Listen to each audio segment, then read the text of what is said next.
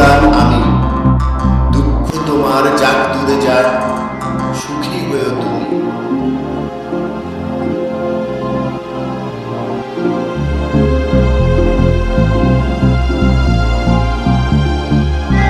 আরে বেচারি কলা বউ কেমন হেলে রয়েছে। এক কাজ করি, একটা ভাঙা ডাল জোগাড় করে একটু ঠেকও দিয়ে দিই, তাহলে আর হেলে পড়ার ভয় থাকবে না। তোমার দয়া মায়া দেখে খুশি হলাম আমি, দুঃখ তোমার যাক দূরে যাক, সুখে থেকো তুমি।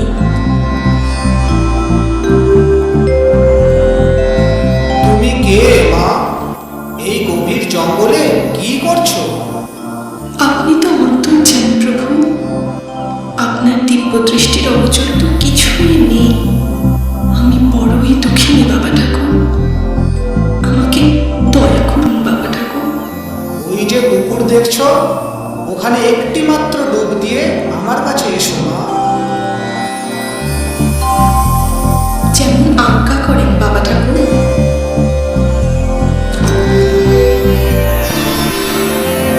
কি আশ্চর্য! এ কি আমার মাথা ভরা চুল, দুধে আলাদা গায়ের রং! এই সবই বাবা ঠাকুরের দয়া। যাই, তার কথা মতো তার কাছেই যাই। উঠো মা, এই ঝুড়িটা না, এই ঝুড়ি খুলে দেখো। বাবা ঠাকুর, এই ঝুলি ভরা এত সোনা দানা মণিমুক্ত, এই সব আমার? হ্যাঁ মা, সব তোমার। শুধু তাই নয়, এই ঝুড়ি কখনো খালি হবে না। ওতে যা ধনরত্ন আছে সব বের করে নিলেও দেখবে আবার ভরে গেছে।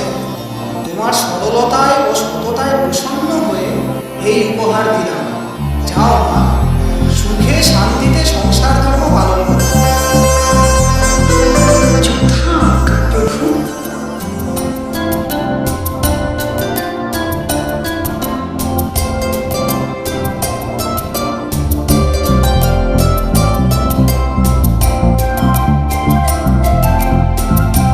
এই হলুদ পাতাটা ছিঁড়ে নাও মা।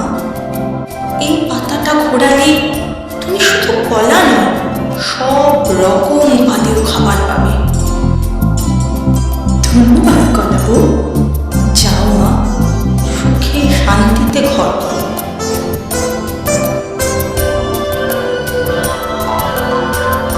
এই নিচের শুকনো ডালটা ভেঙে নাও মা, এটাকে ঝাঁকালে শুধু সুতির কাপড় নয়, রেশমি মহমল যা চাও তাই পাবে। এখনই একবার ঝাঁকিয়ে দেখো। ধন্যবাদ, তোমার উপকার আমি কোনো দিনও ভুলব না। যাও, সুখে শান্তিতে জীবন কাটাও।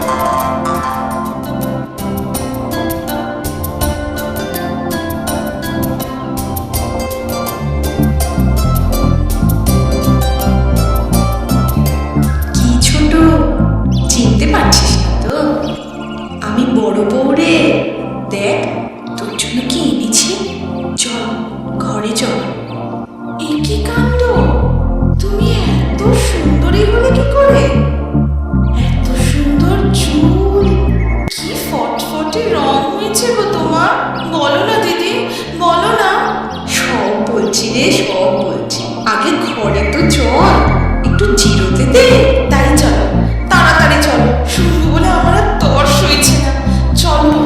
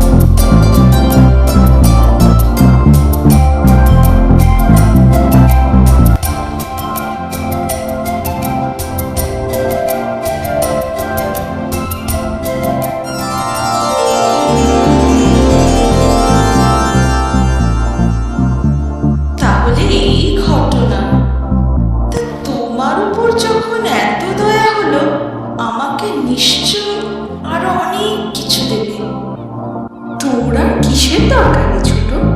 এই সব তো আমার একার নয়, আমাদের দুজনেরই। আর রূপের কথা যদি বলিস, তুই তো এমনিতেই সুন্দরী ছোট। না বাবা, তোমার জিনিস তোমারই থাক। আজ দিয়ে কাল আবার খোঁটা দেবে, সে কি আমি জানি না? তাছাড়া তোমার দয়ার দান আমার চাই না। আমি কালই সেই মুনি ঋষির কাছে যাব। ওই পুকুরে ডুব দিলে আমি নিশ্চয়ই আরো সুন্দরী হব। তারপর সেই রূপ নিয়ে বাবা ঠাকুরের সামনে দাঁড়ায়